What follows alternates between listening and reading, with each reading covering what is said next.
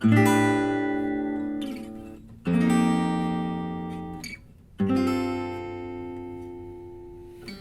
distinctive chords, huh? That is, of course, the opening to one of the lessons I got to this week, Baker Street. It is October 6th. It's Friday the 6th. And I feel really good about getting these couple of tunes put together. The other one was, of course, see if I can remember the beginning.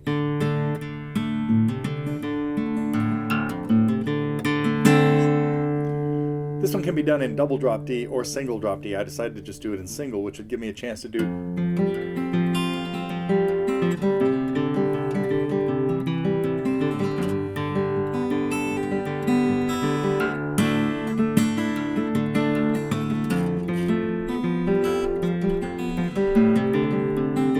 Anyway, that was, of course, Steve Still's "You Don't Have to Cry." So I hope everybody's had a chance that.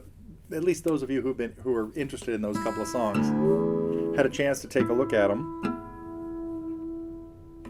And they both have really interesting things in them. Stills has a little bit of percussion going on in his playing, and there's a little bit more in Baker Street. I'm going to talk. Today's tip is going to be about playing with percussion. I'll get to that a little bit later. I just got a few other items I kind of want to talk about first. One little commercial break. A friend of mine on October 15th, I think it's the 15th. Yeah, I better double check, but I'll put a link in here. If you're anywhere near Redwood City here in California, there is a show, a Hot Club of San Francisco style show, Django Reinhardt and Stephane Grappelli style, with 3 fabulous guitar players. So one of whom is my friend Robert, who runs Keith Holland's Guitar Hospital nowadays. So I want to put a little plug in for that. If anybody wants to catch that show, I'll put that in the email that's coming up, going out tomorrow as well. Well, tomorrow, Saturday.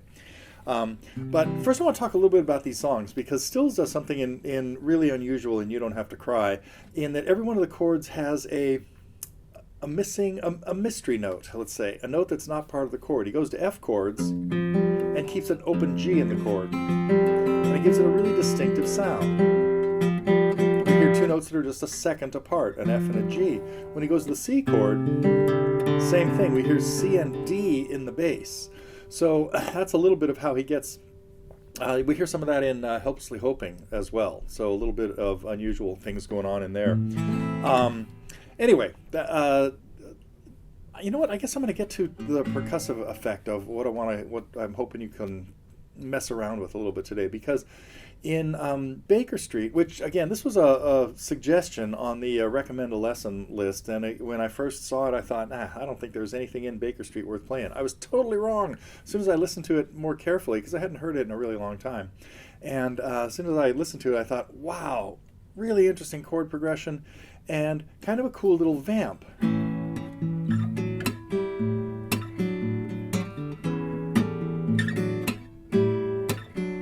With some percussive playing in it.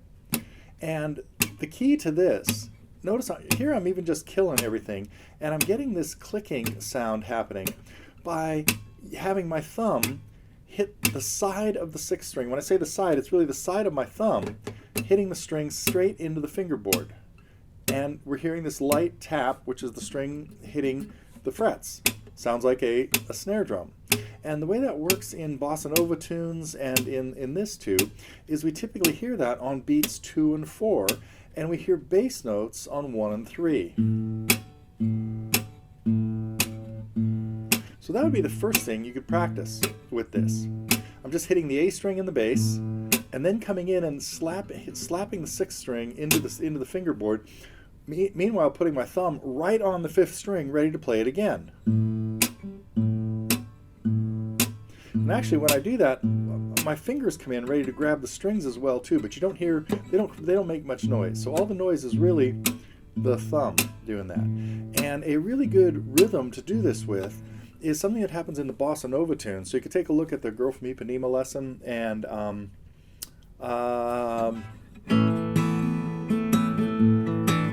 I Need You.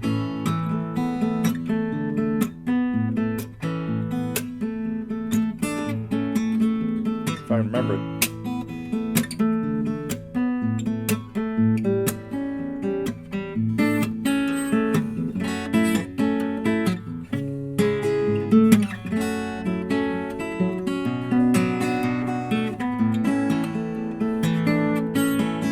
So that's a really good lesson for starting to work on this percussive playing, along with this little vamp in Baker Street. I'll elaborate on it in just a second. But if you start with this, hitting the A in the bass, and then the slap on beats 2 and 4, then add a chord. I'm just grabbing 2 notes out of an A7 chord. You could grab all 3. So I've got my 3 fingers on the 2nd, 3rd, and 4th strings. And I'm going to grab the whole thing on beat 1, click on beat 2, and then I'm going to grab the chord again on the and of 2, and the bass note again on 3, and another click on 4.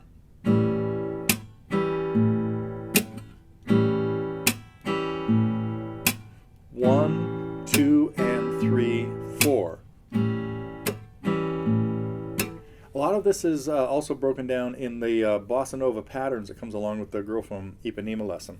So now, and then to elaborate on that, or to play it the way it works in Baker Street, it really has a little different rhythm. But here would be the next step would be the second grab. Move that up to 2 notes out of a D chord, a D and an F sharp. Just move up to the 3rd string of the 2nd fret and the 4th string of the 4th fret of the 4th string.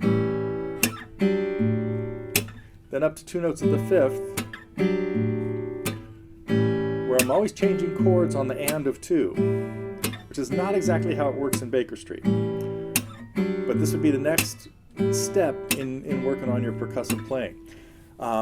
Okay, enough about that. Let's see, I had 2 or 3 other things. I might come back to that. I have a couple more things I wanted to tell you about. What is it? We've been working behind the scenes on a lot of stuff, and I realized that something that happened at camp was I really talked a lot. Well, this started a couple of years ago, but really started talking a lot about ear training and how important it is to be able to pick out melodies and recognize chord progressions. And I especially realize this when I'm working with students on particular songs. For example, I had a lesson with Fred a few weeks ago, and when he walked in, I was working on the Billy Joel lesson, New York State of Mind.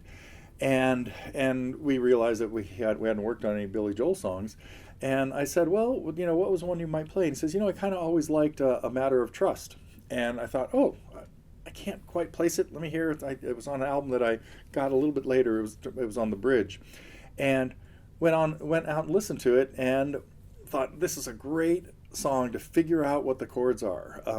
So I hope somebody try to listen to that song, and what you're listening for is there's a little 4-measure intro. The first question is going to be how many chords happen in those 4 measures? Is it 2 measures of one chord, 2 measures of another?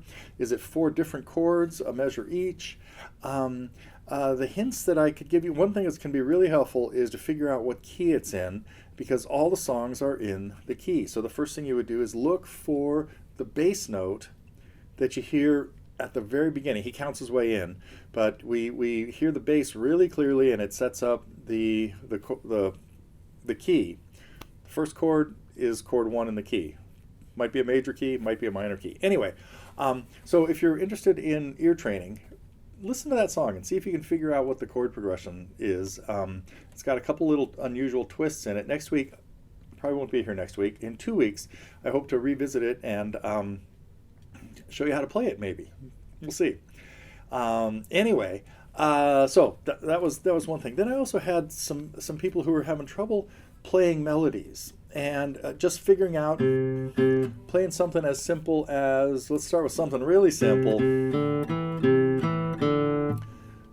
Just picking a simple melody like Yankee Doodle or Twinkle Twinkle Little Star or something like that. Doesn't have to be as elaborate as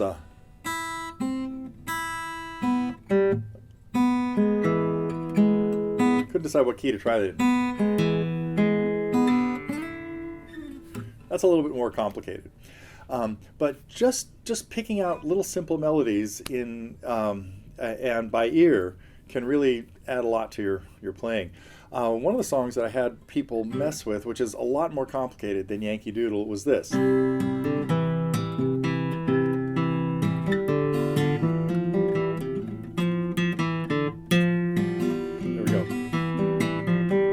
Try to play. I should think these things through, but now I'm not going to. I'm going to see. But when I've had people work on trying to figure out the Do Re Mi tune from A Sound of Music, I have to give them the warning that it uses notes not in the key. But the big key, the big clue is when you're trying to figure something out by ear, make sure you've tried all the chords. If you're looking for the chords, make sure you've tried every chord in the key before you look for chords outside the key. So really narrow down your focus. Same thing with the melody.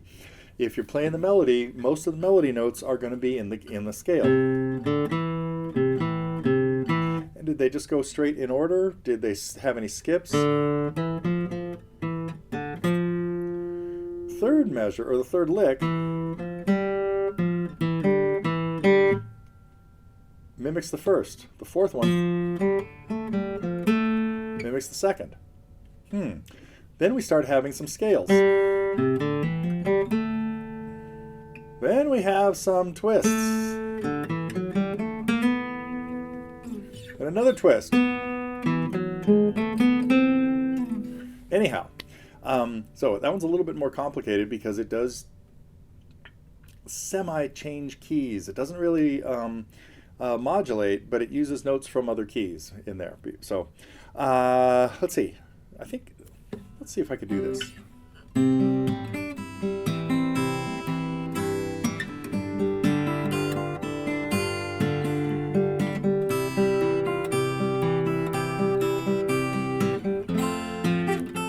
No, we need a G chord. No, it has to be an F. Ooh, D minor was better.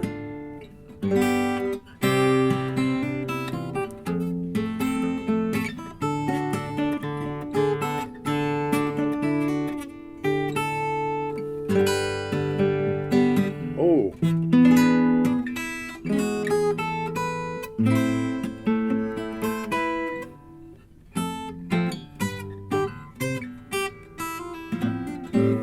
Who knows? Maybe I got to put together. I did not promise. I threatened a little while ago to put together some more instrumentals from The Sound of Music. Might have to get on that. Let's see. Oh, speaking of ear training, this was the. I hope I didn't just mention this. If I did, I'm going to tell you again. Came to my attention that I know I put together a really cool, what I thought was really cool, course on ear training a little while ago. There was phase 1, which was talking about melodic, recognizing melodies, and phase 2 was about hearing harmony, hearing chord changes.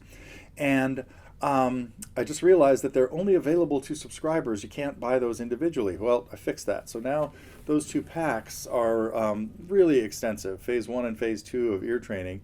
And so they're available now as single purchases. I'll put this in tomorrow's, in the email blast that goes out on Saturday as well. And they're kind of on sale for what, $14.98, I think, for the next week or two, maybe for a while. But anyhow, I encourage you to check those out if you haven't already.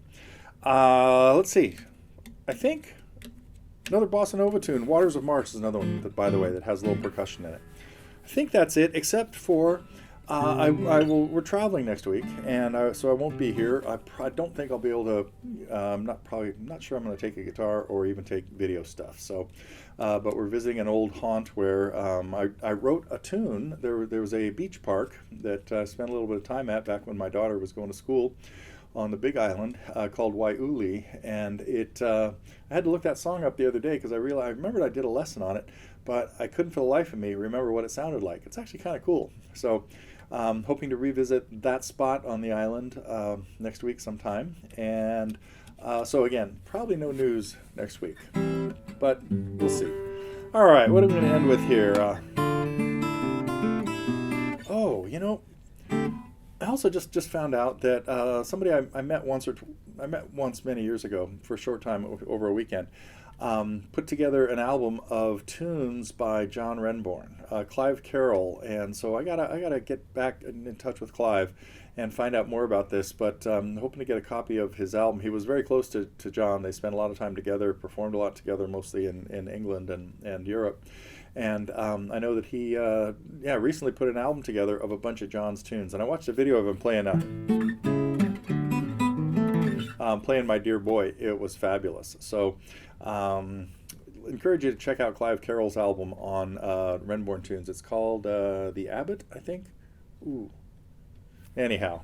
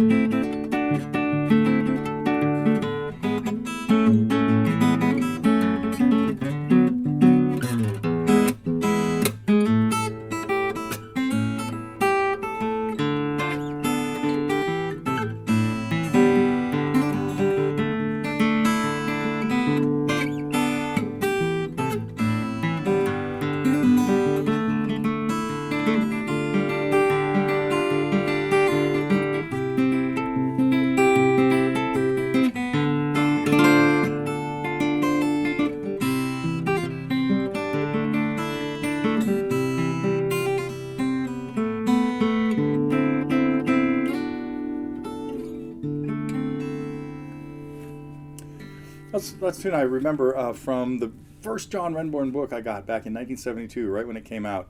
That's one of his tunes from his first or second album, can't remember, but over here in the U.S. they came out as a double record. So it had his first album, Another Monday, I think was the second one. But that one happens to be called Debbie Ann. I keep meaning to do more lessons on Renbourn tunes, and maybe now, knowing that Clive has put this together, I might be inspired to get back on that.